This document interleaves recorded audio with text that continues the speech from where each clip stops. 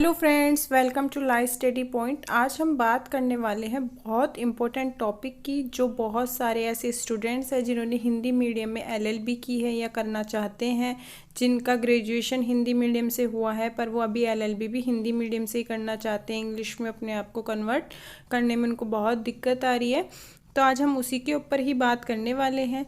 तो आप वीडियो के लास्ट तक बने रहें, वीडियो को लाइक और शेयर भी करें, चैनल को सब्सक्राइब करना ना भूलें, क्योंकि ये जो वीडियो है हिंदी स्टूडेंट्स हैं, जो हिंदी मीडियम के स्टूडेंट्स हैं, उनके लिए बहुत इंपॉर्टेंट है। इंग्लिश मीडियम स्टूडेंट्स को भी इससे ये मिलेगा कि आप इंग्लिश और हिंदी दोनों को एक साथ लेके कैसे चल सकते हैं, क्योंकि बहुत सारे ऐसे जुडिशरी एग्ज़ाम्स हैं जिनमें आपको हिंदी और इंग्लिश दोनों आनी चाहिए।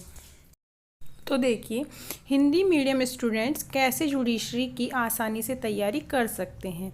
ठीक है, तो ये आपका एक क्वेश्चन है और ये हमारे माइंड में आता है कि हम इसके ऊपर चर्चा करने वाले हैं। अब क्वेश्चंस स्टूडेंट्स हमसे क्या क्या पूछते हैं कि इंग्लिश को कैसे पढ़ें, इंग्लिश को कैसे हम अपना इम्प्रूवमेंट करें, इंग्लिश को कैसे हम मतलब जो भी हमारे कमजोरी है, हम वीक पॉइंट है हमारा इंग्लिश, वो कैसे दूर करें। सेकंड आपका आता है इंग्लिश ऐसे कैसे रेडी करें। ठीक है, इंग्लिश में बहुत सारे ऐसे जो जुडिशरी एग्ज़ाम्स हैं, ऑल इंडिया की बात कर रहे हैं हम, ऑल इंडिया स्टेट जुडिशरी जो हम प्रिपरेशन करते हैं उसके बारे में कि इंग्लिश ऐसे है, वो हमें कैसे रेडी करना है। और जैसे हिंदी, और बहुत सारे ऐसे स्टूडेंट्स भी हैं जो ये बोलते हैं कि क्या हम हिंदी मीडियम से हैं तो क्या हम कोई जुडिशरी एग्ज़ाम दे भी सकते हैं, नहीं दे सकते, क्योंकि उनको ये डाउट है कि हिंदी मीडियम वाले जज तो बनते ही नहीं है। तो आज हम इन्हीं सभी क्वेश्चंस पे चर्चा करेंगे, साथ ही हम ये भी बात करने वाले हैं कि जो आपके लाइव स्टूडेंट्स हैं वो कैसे अपना इम्प्रूवमेंट करें कि आपकी इंग्लिश अच्छी हो जाए, आप अच्छे से इंग्लिश ऐसे लिख सके, इंग्लिश वोकैब सुधार सके।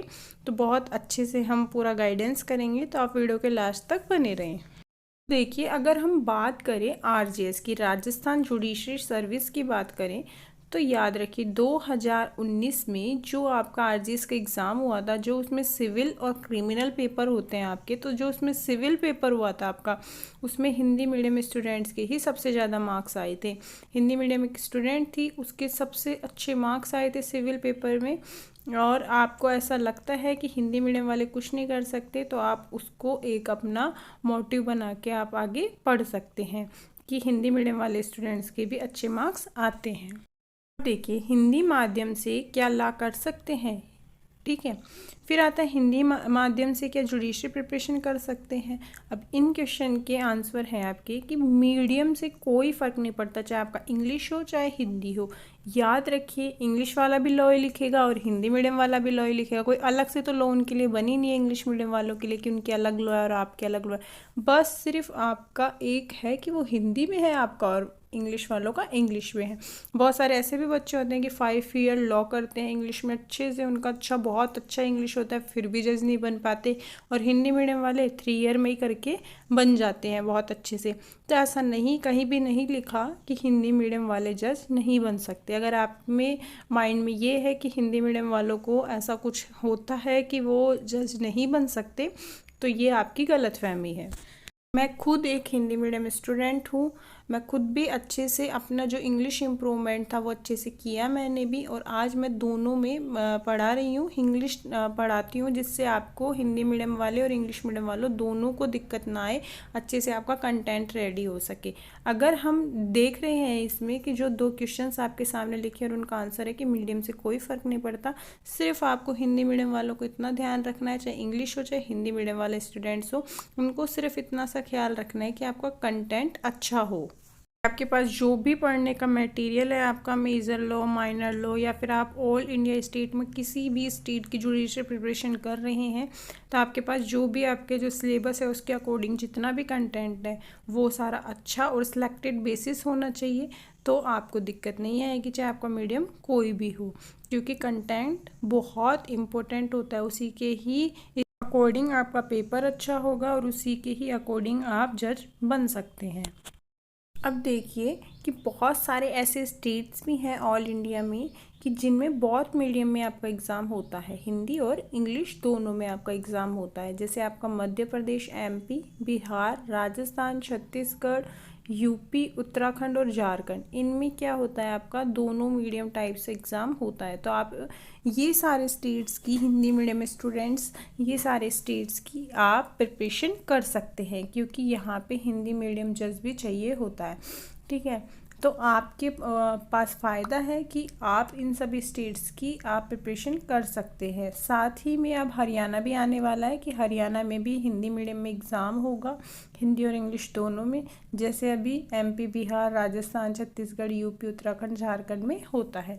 क्योंकि वहाँ यहाँ पे क्या है कि आपका जो सिलेबस है वो भी सेम सा ही आता है, सेम सा ही पड़ता है। सिर्फ इनके क्या होता है, लोकल एक्ट होते हैं जो हर स्टेट के, वो अपने अलग हो जाते हैं।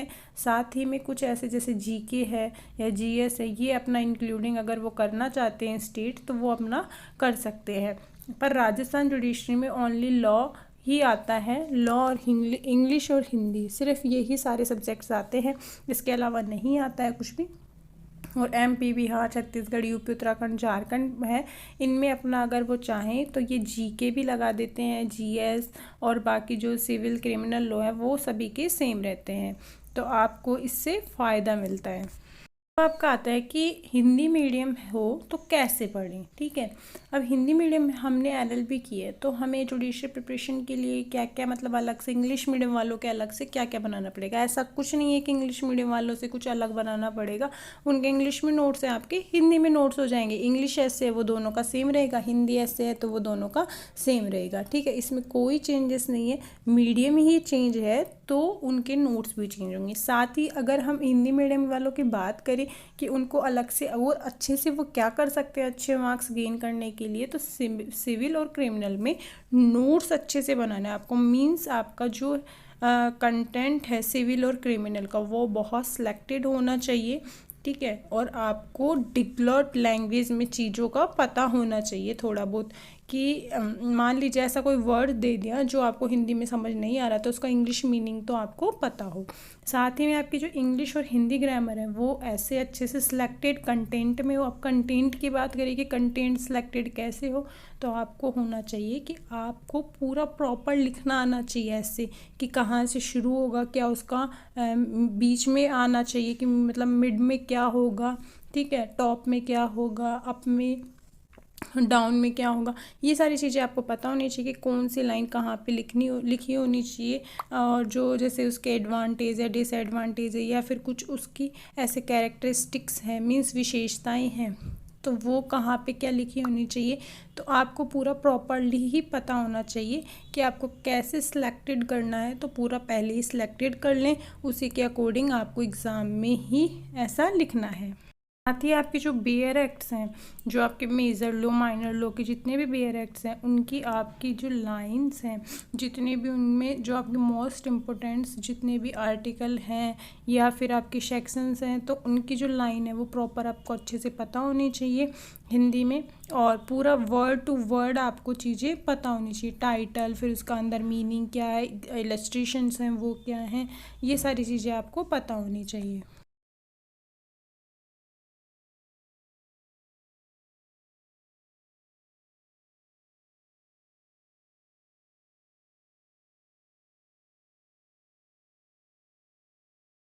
साथ ही आपको जजमेंट राइटिंग का कंटेंट पता होना चाहिए, सही होना चाहिए आपका। साथ ही में आपकी राइटिंग बहुत अच्छी होनी चाहिए, ताकि आपके जो लिखने का तरीका है साथ में वो भी अच्छा होना चाहिए, जैसे हिंदी मीडियम वालों के अच्छे नंबर आ सकें आपकी।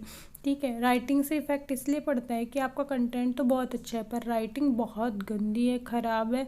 आप पूरा प्रॉपर लिख भी रहे हैं, पूरा अच्छे से आपने बहुत मेहनत की है, पर राइटिंग की वजह से अगले सामने वाले को पढ़ने में कुछ समझ में नहीं आ रहा है, तो आपकी राइटिंग भी इम्प्रूवमेंट होना चाहिए।